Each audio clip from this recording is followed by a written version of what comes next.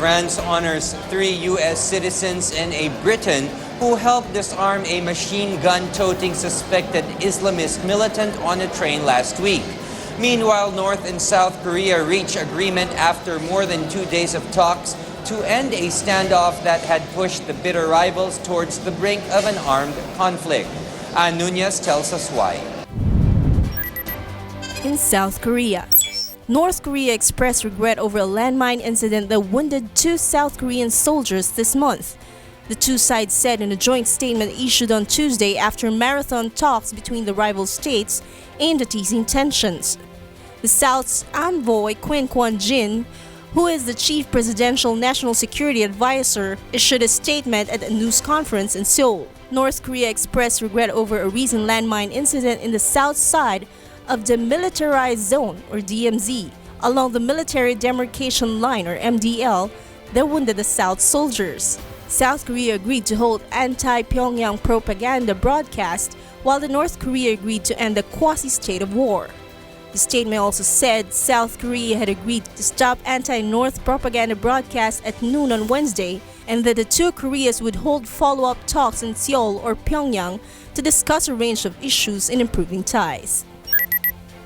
In China, foreign leaders of 30 countries and 19 high-level government representatives will attend the September 3 parade to commemorate the 70th anniversary of the victory of the Chinese People's War of Resistance against Japanese aggression and the victory of the World Anti-Fascist War. Vice Foreign Minister Zhang Ming said at a press conference on Tuesday in Beijing. Ban Ki-moon's Secretary General of the United Nations Vladimirovich Putin, Russian President Park Geun-hye, President of Republic of Korea, Jacob Gedliye-Lekizé Zuma, and South African President Abdel Fattah el-Sisi. It is the first military parade to mark an anniversary of the victory of the Chinese People's War of Resistance against Japanese aggression in China, and the first with foreign military participation. The previous military parades since 1949 all marked the founding of the People's Republic of China on October 1.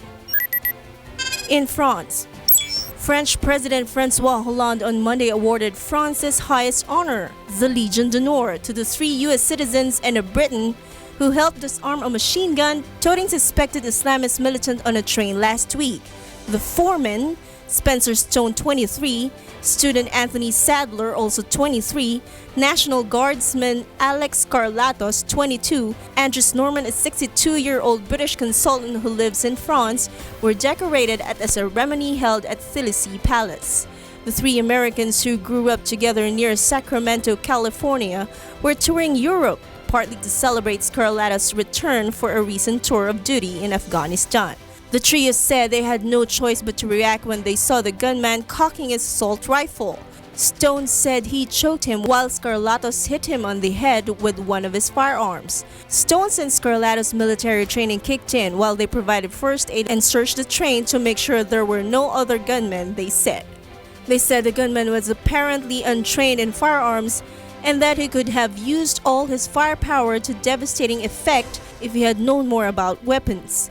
The suspect's lawyer said on Sunday the man named by intelligence sources as Ayoub El-Kajani, 26, of Morocco, is dumbfounded at having been taken for an Islamist militant and says he only intends to rob people on board because he was hungry. Ann Nunez reporting for Y News.